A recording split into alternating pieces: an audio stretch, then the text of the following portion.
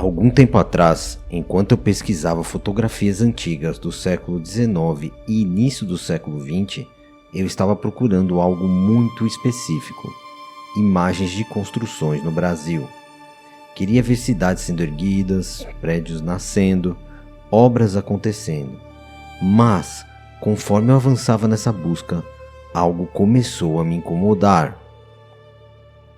Porque essas imagens não mostravam construções, elas mostravam outra coisa.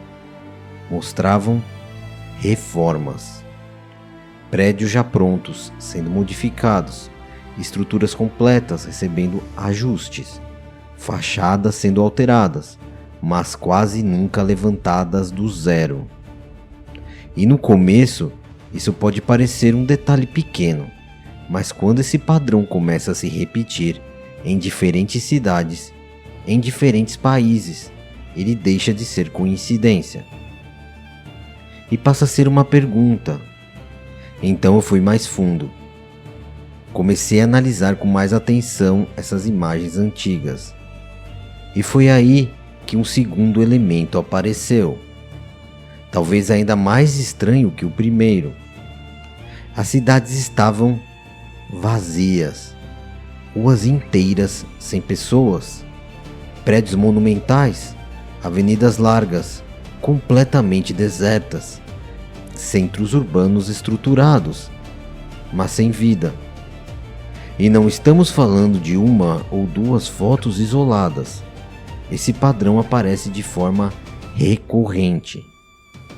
Fotografias antigas de cidades como Rio de Janeiro, São Paulo, Recife, Porto Alegre, Manaus mostram exatamente isso.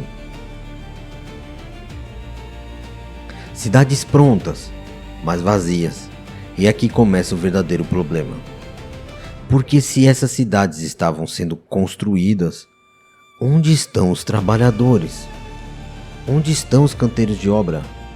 Onde está o processo? E se essas cidades já estavam prontas, onde estão as pessoas? A explicação mais comum é simples. As fotos tinham longa exposição, por isso não aparecem pessoas. Mas essa explicação não resolve tudo. Porque mesmo com longa exposição, movimentações mais lentas, grupos, carroças, trabalhadores deveriam aparecer em algum nível. E em muitos casos não aparecem. O que vemos são espaços amplos, completamente limpos, quase como cenários. Mas o ponto mais intrigante não está apenas nas ruas vazias. Está nas construções, especialmente no Brasil. Quando você começa a observar os registros históricos de grandes edifícios brasileiros, um padrão começa a surgir.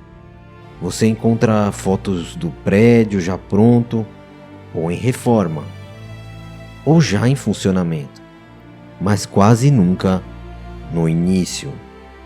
Quase nunca no momento em que aquela estrutura monumental começou a ser erguida. Um dos exemplos mais emblemáticos disso está em Manaus, o Teatro Amazonas, uma construção imponente, inaugurada em 1896 no meio da floresta amazônica. Um teatro com materiais importados da Europa, mármores, ferro, vidro, estrutura complexa, um símbolo de riqueza, de engenharia, de sofisticação. Mas quando você busca registros visuais de sua construção, o que aparece? O teatro pronto, ou sua cúpula sendo reformada, ou já em uso, ou as ruas no entorno em obras. Cadê a fundação? Cadê o início da obra? Cadê o momento em que aquilo começou a sair do chão? E esse não é um caso isolado. O mesmo padrão pode ser observado em diversas cidades brasileiras. Temos o caso da Avenida Rio Branco, por exemplo. Prédios monumentais, avenida vazia. Edifícios históricos que aparecem já consolidados, como o Teatro Municipal do Rio de Janeiro. centros urbanos que parecem surgir já organizados, e registros que muitas vezes começam no meio da história. Isso levanta uma questão incômoda. Será que estamos vendo registros de construção ou registros de reformas? Porque se você olhar com atenção, muitas dessas imagens mostram intervenções, alterações, reformas, e não necessariamente a criação original da estrutura. E aqui entra um ponto ainda mais profundo. O século XIX foi um período de transformação intensa.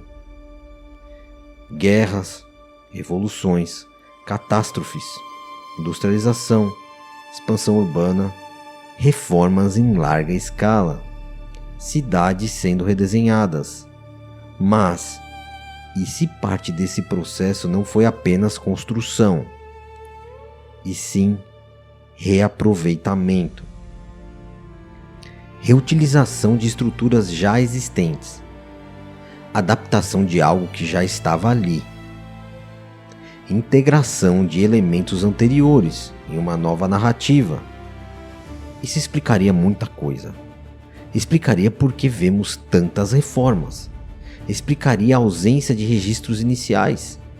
Explicaria por que a história, em muitos casos, parece começar no meio. E talvez o mais intrigante de tudo, explicaria cidades vazias, porque aquelas imagens não parecem mostrar o nascimento de algo. Elas parecem mostrar um momento de transição, como se algo estivesse sendo reorganizado, reocupado, reconfigurado. E se for esse o caso, então a pergunta deixa de ser apenas histórica e passa a ser muito mais direta. O que existia antes? E por que não vemos isso sendo registrado? Talvez a questão não seja apenas o que foi construído, mas o que foi herdado. E talvez essas cidades vazias, essas reformas, essas estruturas já prontas, sejam apenas fragmentos de uma história maior. Uma história que por algum motivo não chegou completa até nós. Agora me diz, você já tinha percebido esse padrão? Pesquise você mesmo.